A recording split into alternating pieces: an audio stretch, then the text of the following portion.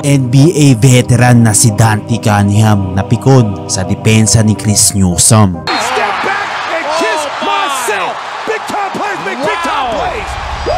Bigungan makasama sa lineup ang inaabangan ng lahat ng dynamic duo nila Terence Romeo at Calvin Abueva. Nagkaroon nga ng tune-up game ang Gilas Pilipinas kontra sa isa sa top teams ng KBL sa South Korea. Umpisa pa lamang ay exciting na ang game na kapag pumoposte sa ilalim si Junmar Fajardo ay sigawan ng mga fans. At may possession nga na pinatikim ni Justin Brownlee ng isang malupit na botata ang big man ng LG Lakers. Medyo napipiko naman si Dante Cunningham sa depensang ginagawa ni Chris Newsome. Sinimplihan din dito si Chris Newsome ng isang player ng LG Lakers. Meron din eksena na pinipisikal si Junmar Fajardo pero walang tawag ang ref. Coach Team ko nang gigil sa galit dahil sa ginawang depensa ni Japet Aguilar. Junmar Fajardo pinapanis lang ang NBA veteran na si Dante Cunningham. May eksena din na sumabog sa galit ang bench ng LG Lakers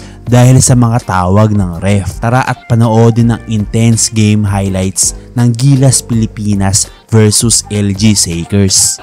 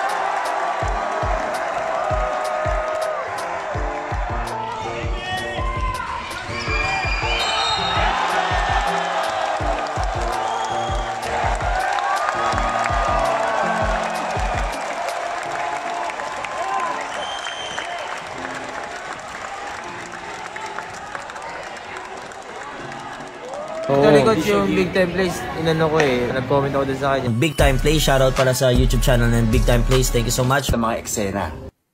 Pogi si subscribe nyo si Big Time Plays, So, talagang napakataas ng mga views na ngayon ni Big Time Plays, kaya congratulations sa'yo, bro.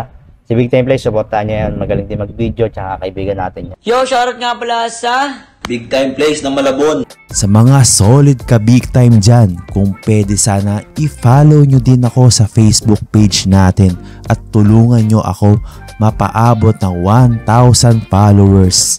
Pagka naman. Maraming salamat po. For more basketball news and updates, just click the notification bell at kung bago ka pa lamang sa channel na to, please subscribe and support my channel, guys. See you on the next video. Let's go. You don't like NBA basketball.